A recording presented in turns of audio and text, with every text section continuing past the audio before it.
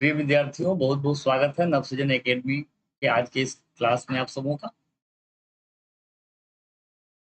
आज के इस क्लास में हम लोग क्लास 9 एनसीईआरटी मैथमेटिक्स का चैप्टर 1 नंबर सिस्टम के प्रश्नावली 1.4 के हल के बारे में सीखेंगे। प्रश्नावली 1.4 बहुत ही वीवीआई है आप सबों के लिए और यह बिल्कुल कॉन्सेप्ट पे आधारित है। आइए बिना समय गंवाए हम लोग प्रश्नावली 1.4 के क्वेश्चंस को सॉल्व करते हैं। पहला नंबर क्वेश्चन का हम लोग हल में करते हैं। क्वेश्चन है, बताइए नीचे दी गई संख्याओं में कौन कौन परिमेय है और कौन कौन अपरिमेय है। यहाँ पे कुछ संख्याएं दी गई हुई है, उसमें से पहचानना है कौन कौन रेशनल है, परिमेय है और कौन कौन इरेशनल अर्थात अपरिमेय। तो हमारा पहला नंबर क्वेश्चन लिखते हैं 2 माइनस। अब हम लोग देखते हैं यहाँ दो पद है, एक तो 2 है और दूसरा है √5। दो तो परिमेय संख्या है क्योंकि इसको हम 2/1 P/Q के रूप में लिख सकते हैं और √5 जो है यह एक अशांत अनावर्त दशमलव भिन्न होता है। क्योंकि जब हम लोग 5 का वर्गमूल निकालते हैं तो न तो यह पूर्णतः जो है शेष शून्य आता है, न ही भागफल में किसी खास अंक का पुनरावृत्ति इसमें देखने को मिलता है। तो √5 जो है वो क्या है, √5 एक अशांत अनावर्त दशमलव भिन्न है और जितने भी अशांत अनावर्त दशमलव भिन्न है वो सभी अपरिमेय संख्या। तो हम लोग यहाँ देखते हैं कि हमारे जो दो पद दिए गए हैं उसमें से एक परिमेय है और एक अपरिमेय है। तो अभी हमारा यहाँ एक फैक्ट पढ़ना है कि अगर एक परिमेय संख्या हो और दूसरा जो है एक अपरिमेय संख्या दिया गया, एकदम याद रखिएगा इस फैक्ट को। एक परिमेय संख्या और एक अपरिमेय संख्या का जोड़, घटाव, गुना या भाग कुछ भी अगर करेंगे तो हमेशा रिजल्ट जो है अपरिमेय संख्या ही होगा। परंतु यहाँ जो परिमेय संख्या है वह अशून्य होना, क्योंकि शून्य अगर होगा तो गुणनफल करने पर 0 आ जाएगा और शून्य अगर परिमेय संख्या है तो शून्य से किसी संख्या में भाग देना परिभाषित। तो अगर एक परिमेय संख्या जो कि अशून्य है अर्थात 0 को छोड़ करके कोई परिमेय संख्या लिया गया है और दूसरा एक अपरिमेय संख्या है, इन दोनों के बीच अगर जोड़, घटाव, गुना या भाग की क्रिया की जाए तो हमें एक अपरिमेय संख्या प्राप्त होगी। तो हम लोग क्या लिखेंगे, यह पहला नंबर में जो संख्या दिया गया है लिखेंगे। दूसरा नंबर में आते हैं 3 प्लस √23 माइनस √23। अब देखिए यहाँ जो संख्या हमको दिया गया है ये अभी सरल रूप में नहीं है, हम लोग और इसको सरल रूप में लिख सकते हैं। तो आइए हम लोग जोड़ घटाव का क्रिया कर लेते हैं। तो हम लोग क्या पाते हैं, √23 से √23 जो है कैंसिल होकर के 3 आ गया और 3 जो है 3/1 P/Q के रूप में लिख सकते हैं, इसीलिए यह जो संख्या प्राप्त हुई यह एक परिमेय संख्या। अब हम लोग आते हैं तीसरे नंबर क्वेश्चन।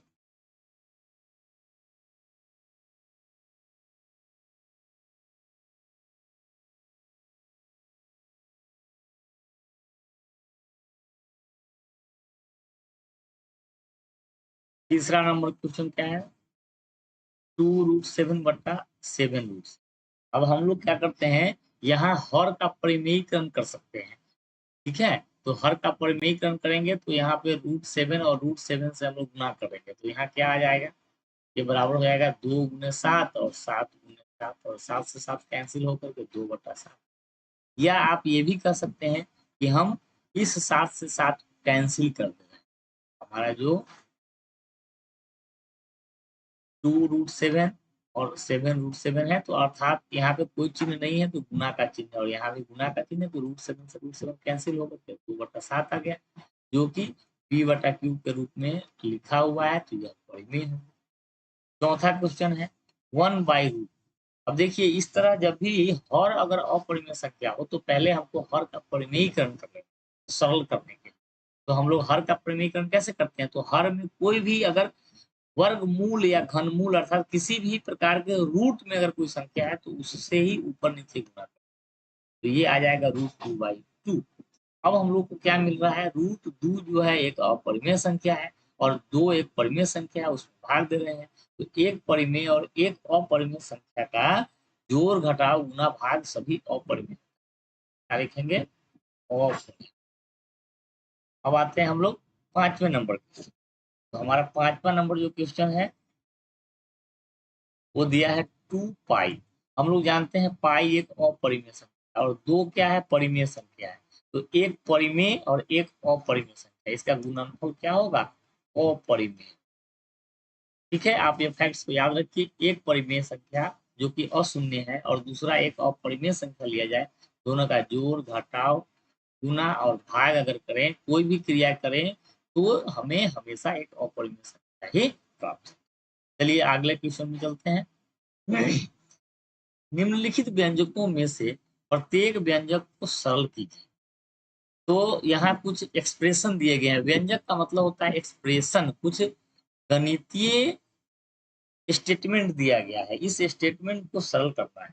तो जब भी हमें स्टेटमेंट को सरल करना होगा तो हम क्या करते हैं, वहां जोड़ घटाव गुना भाग की क्रिया करते हैं। जब भी सरल करना कहा जाता है, इसका मतलब होता है जोड़ घटाव गुना की क्रिया करके इसको एक परिमेय संख्या और एक अपरिमेय संख्या के योगफल के रूप में लिख दें। यही है सरल। सरल करने का मतलब क्या है, कोई भी व्यंजक, कोई भी कथन स्टेटमेंट दिया गया है, अगर उसको सरल करना है तो आप जोड़ घटाव गुना भाग की क्रिया करके उसको, अगर परिमेय अपरिमेय संख्या की बात है इस चैप्टर में, तो परिमेय और अपरिमेय को अलग अलग करके लिख, सिंपल सा है। तो आइए हम देखते हैं, यहाँ पे गुना का चिन्ह है तो हम लोग गुना कर लेते हैं। तो गुना करेंगे, गुना आप लोगों को आता ही है, पहले संख्या से इस दोनों में गुना करेंगे, 6 + 3√2 है ना। कभी कभी ये जो 3 है इसके अंदर कोई लड़के गलती से लिख दोगे तो वो गलत हो जाएगा, क्योंकि इस 3 का मतलब इस रूट के अंदर में अगर 3 है तो यह रूट को दर्शाता है, घन मूल को दर्शाता है। और यहाँ जो 3 है हमारा गुना के रूप में, तो आप बिल्कुल क्लियर ही लिखें इसको 3, फिर इस √3 से गुना करेंगे तो 2√3 और √3 से √2 को गुना करेंगे तो √3। अब हम देखते हैं यहाँ पे परिमेय संख्या जो है केवल एक ही आया, प्लस अपरिमेय, और अपरिमेय भी सजातीय कोई नहीं है, ये √2 है, ये √3 है और ये √6 है। इन दोनों का जो सभी का जोड़ घटाव नहीं हो सकता है, क्योंकि ये अलग अलग जाति के अलग अलग रूट के अंदर अलग अलग संख्या है, तो अलग अलग जाति के पद है, ये विजातीय पद है। तो हम लोग इसको सिंपल वे में 3√2 + √6, और इससे ज्यादा सरल यही इसका आंसर होगा। दूसरे क्वेश्चन में चलते हैं। 3 + √3 गुने 3 - b। तो ये जो है एक फार्मूला पे आधारित आ रहा है, a + b a - b। तो हम लोग उस फार्मूले को यूज करेंगे, न कि हम हर टर्म से गुना करने जाएंगे। तो ये हो जाएगा कितना, तो 3 का स्क्वायर माइनस √3 का स्क्वायर, 9 - 3 = 6 जो है। चलते हैं तीसरे नंबर क्वेश्चन में। √5 + √2 का होल। आइए इसको a + b के होल स्क्वायर पर इसको हम लोग सॉल्व करेंगे, तो ये हो जाएगा √5 का स्क्वायर, तो 5 + 2 into √a into √5 into 2 plus b का स्क्वायर, तो 2। अब सभी जो है परिमेय संख्याओं को एक साथ जोड़ दीजिए, और अपरिमेय संख्या जो है √5 √2 को, तो क्योंकि सभी ये भी वर्गमूल है, ये भी वर्गमूल है, तो गुना हो जाएगा, गुना का चिन्ह है तो गुना कर देंगे, तो √10। यही हो गया इसका। चौथा क्वेश्चन आते हैं।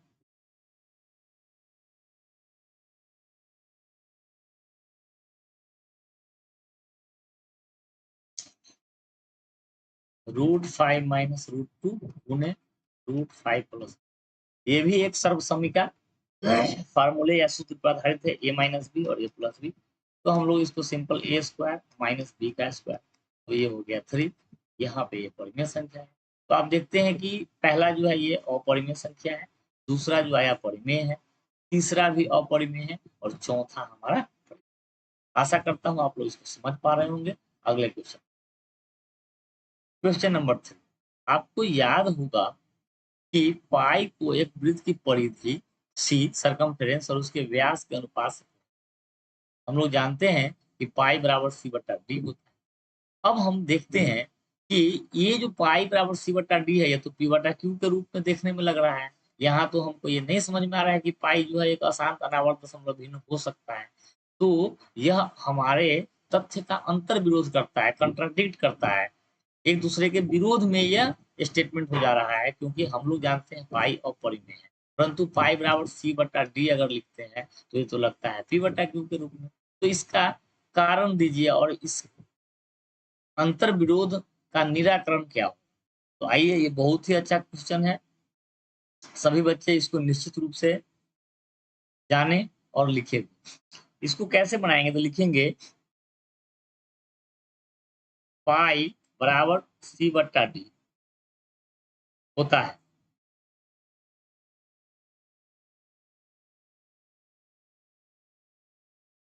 परंतु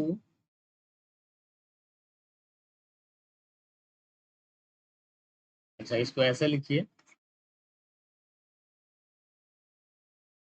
इसका अर्थ है पाई बराबर वृत्त की परिधि बटा वृत्त का व्यास। तो यहाँ वृत्त की परिधि बटा वृत्त का व्यास जो हमको पाई का मतलब क्या होता है, वृत्त की परिधि और व्यास का अनुपात होता है। तो यह पी बटा क्यू के रूप में नहीं है, यह एक अनुपात है। सबसे पहली बात तो यह है कि पाई बराबर सी बटा डी कोई पी बटा क्यू के रूप में नहीं है। यह ऐसा नहीं है कि सी और डी कोई संख्या है और संख्या के रूप में हम इसको 2/3 या 3/5 ऐसा लिख रहे हैं, इस तरह की बात नहीं है। पाई बराबर सी बटा डी का अर्थ है कि वृत्त की परिधि और व्यास का अनुपात। पहला नंबर बात तो ये।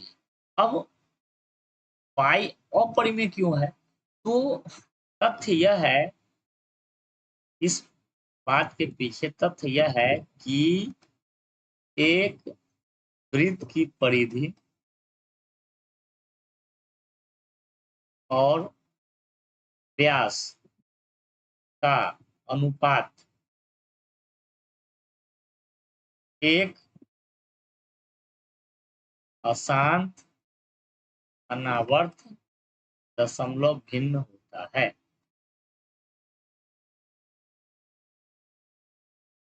ठीक है, अगर आप एक वृत्त बनाएंगे, मान लेते हैं कि आप एक 2 सेंटीमीटर त्रिज्या वाला एक वृत्त बना, तो जब आप इसके परिधि को मापेंगे तो यह एग्जैक्ट दशमलव में इस तरह से आएगा कि वह एक अशांत अनावर्त दशमलव भिन्न ही आएगा। यह एक फैक्ट है, हम लोग इसको पूर्णतः शुद्ध रूप से परिधि को माप ही नहीं सकते हैं। यह जो फैक्ट है, यह हजारों वर्षों से गणित के जो गणितज्ञ लोग हैं, जो गणित के रुचि रखने वाले लोग हैं, कई गणितज्ञों ने इस बात को लेकर के उन लोगों ने प्रयोग किया है, उन लोगों ने काफी ट्रायल किया और तभी यह फैक्ट निकल करके आया कि अगर आप वृत्त की त्रिज्या कोई परिमेय संख्या भी ले लीजिए, कोई पूर्ण संख्या ले लीजिए, परंतु जब आप वृत्त की परिधि को मापेंगे तो इसका एग्जैक्ट मान नहीं निकल पाता है, यह हमेशा अशांत अनावर्त है। इसलिए वृत्त की परिधि और व्यास का जो अनुपात है वह एक अशांत अनावर्त दशमलव भिन्न होता है। तथ्य ये है, ये नहीं है कि पाई बटा पाई और सी बटा डी या पी बटा क्यू के रूप का है। पाई का मतलब है वृत्त की परिधि बटा वृत्त का व्यास, और वृत्त का व्यास और परिधि इन दोनों में से कोई एक न एक हर हाल में अशांत परावर्त ही होगा। अगर आप वृत्त का व्यास अगर आप प्राकृत संख्या के रूप में ले लीजिए तो भी वृत्त की परिधि अशांत परावर्त, अगर आप वृत्त का परिधि ऐसा ले लीजिए कि वह एक प्राकृत संख्या के रूप में हो, तो जब व्यास मापेंगे तो वह व्याप अशांत परावर्त। इसलिए वृत्त की परिधि और व्यास का अनुपात एक अशांत परावर्त से भिन्न होता है। अतः पाई एक अपरिमेय संख्या है। यही इस अंतर विरोध का निराकरण। फैक्ट ये है कि जब भी आप वृत्त के त्रिज्या को कोई प्राकृतिक संख्या ही मान लेके आप उसका वृत्त बनाएंगे तो परिधि को आप एग्जैक्ट शुद्ध रूप से उसका वैल्यू नहीं माप सकते। यह एक फैक्ट। क्या कह रहा है, संख्या रेखा पर √9.3 को निरूपित। आप जानते हैं कि 9.3 जो है उसका वर्गमूल एक अपरिमेय संख्या। क्यों? क्योंकि किसी भी परिपूर्ण वर्ग जो नहीं है, कोई भी अपरिपूर्ण वर्ग संख्या का वर्गमूल हमेशा अपरिमेय संख्या होती है। अर्थात √9.3 का जब वर्गमूल निकालेंगे तो अशांत अनावर्त दशमलव, अर्थात इसका एग्जैक्ट माप हमको पता नहीं है, इसलिए स्केल के सहायता से आप इसको माप नहीं सकते। √9.3 का क्या लेंथ है, यह आप स्केल के सहायता से नहीं माप सकते हैं। तो इसको हल करने के लिए गणितज्ञों के द्वारा, जिन्होंने संख्या रेखा पर बहुत अधिक काम किया है, उनके द्वारा एक सॉल्यूशन लाया गया जो कि ज्यामितीय हल है। ज्यामितीय रूप से, ज्यामिति के विधि से हम लोग √9.3 को संख्या रेखा पर कैसे दर्शाएंगे? तो संख्या रेखा पर दर्शाने के लिए एक रेखाखंड ले लेना है जो 9.3 के बराबर। जिस किसी भी अपरिमेय संख्या का जो जो रूट में है, जिसका संख्या रेखा पर जिसको दर्शाना है, आपको उसी के बराबर लंबाई का एक रेखाखंड लेना। मान लिया इस रेखाखंड का नाम है ए बी और ये जो है 9 पॉइंट। अब इसमें एक इकाई और आगे बढ़, इस पॉइंट का नाम दे दें सी। तो एसी जो है ये कितना हो गया, तो एक इकाई बढ़ जाएगा तो ये हो जाएगा 10.3। कोई दिक्कत नहीं। अब इसको समद्विभाजित करना है, तो ज्यामिति में जो है समद्विभाजित करने का जो है प्रकार की सहायता से किसी भी रेखाखंड को एग्जैक्ट समद्विभाजित हम कर सकते हैं। जब इसको समद्विभाजित करेंगे तो मान लेते हैं ये एक बिंदु हो गया जिसका डी। अब आप क्या करना है, डी को केंद्र मानकर, डी को केंद्र मानकर और डीसी जो है इसको त्रिज्या मानकर एक अर्धवृत्त ऐसे खींच दी। अब इस डी को केंद्र मानना है और ये जो बी है ना, यहाँ पर एक लंब खींच, यहाँ पर क्या करना है, एक लंब खींचना। ये लंब ऐसे हमने खींचा और इस वृत्त को जिस बिंदु पर ये काटा, मान लेते हैं इस बिंदु का नाम है। अब ये जो बी और ई का लेंथ है ना, यह √9.3 के बराबर। कैसे होगा? तो देखिए, हम लोग का जो बीडी है, बीडी किसके बराबर है? तो एसी जो है 10.3 है और उस 10.3 का आधा है कितना, डीसी। तो डीसी है 10.3/2 और उसमें से भी ये एक यूनिट जो है और माइनस हो गया तो बीडी निकला। तो बीडी का जो लंबाई है वह कितना है, 10.3 -1/2। तो इसकी लंबाई जो है, सॉरी, इसका जो लंबाई आ रहा है ये हो रहा है 10.3, यहाँ से यहाँ तक था, उसका आधा 10.3/2 और -1, तो ये कितना होगा 8.3। और ईडी कितना है, तो ईडी जो है वह डीसी के बराबर है क्योंकि डीसी वृत्त का चाप है। तो डीसी कितना है, डीसी जो है बराबर है डीई के और वह कितना होगा, तो वह है 10.3/2 के।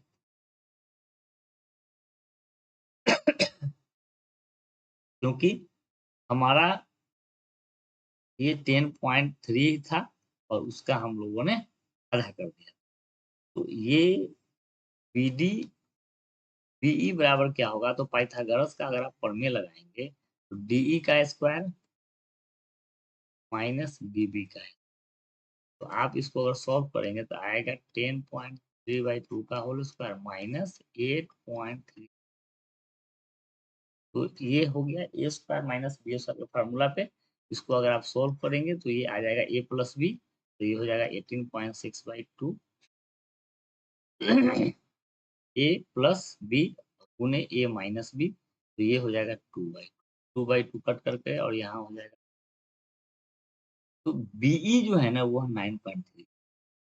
अब आप बी को अगर ओरिजिन मान ले, मूल बिंदु, और इसको संख्या रेखा मान ले और इतना ही चाप का ऐसे खींच देंगे, तो ये जो जिस बिंदु पर कट किया यही हो जाएगा रूट। राइट? आशा करता हूँ आपको ये समझ में आया। अब हम लोग चलते हैं अगले क्वेश्चन। निम्नलिखित के हरों का परिमेयीकरण। तो हर का परिमेयीकरण कब करते हैं? जब भी किसी अपरिमेय संख्या का हर अगर अपरिमेय है, जैसे √2 भी अपरिमेय और 1/√2 भी अपरिमेय, तो हर को अगर हम रूट से हटा लेते हैं, तो सॉल्व करना, जोड़ घटाव गुणा करना थोड़ा-सा आसान हो जाता है। तो कभी भी अगर हर अपरिमेय संख्या हो, तो उसको परिमेय के रूप में लिख लेने से सरल करना ज़्यादा अच्छा होता है। तो हर को परिमेय के रूप में लिखने को ही हम लोग हर का परिमीकरण कहते हैं। और हर का परिमीकरण कैसे होगा?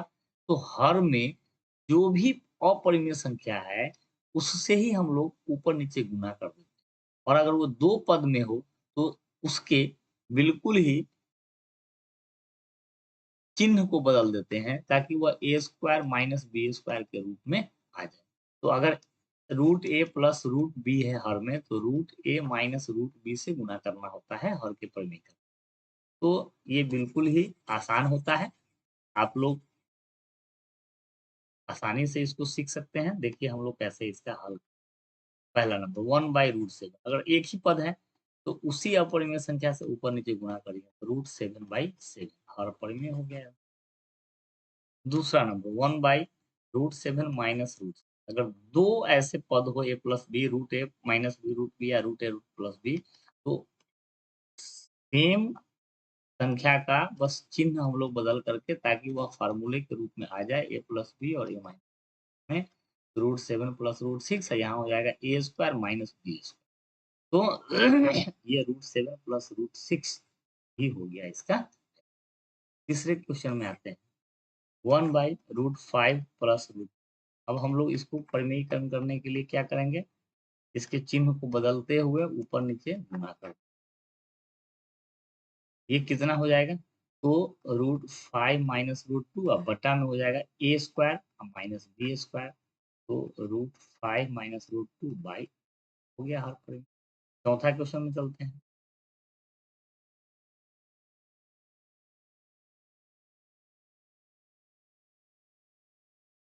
1/√7 माइनस, इसको भी हल करने के लिए सेम प्रोसेस करेंगे। √7 प्लस 2, √7 प्लस, इसको देखेंगे तो हो जाएगा √7 प्लस 2 बटा यहाँ पे a² जाएगा 7 और b² तो माइनस, तो √7 प्लस 2 बाई, ये इसका। तो इस प्रकार हम लोग इस प्रश्नावली 1.4 के सारे क्वेश्चंस को हल करना सीख लिए हैं। आप वीडियो पसंद अगर आया हो तो निश्चित रूप से इस चैनल को लाइक, शेयर और सब्सक्राइब करें और हमारा मनोबल बढ़ाएँ ताकि हम आप इसी तरह आपके लिए और भी वीडियो लाते रहें। और वीडियो में बने रहने के लिए बहुत-बहुत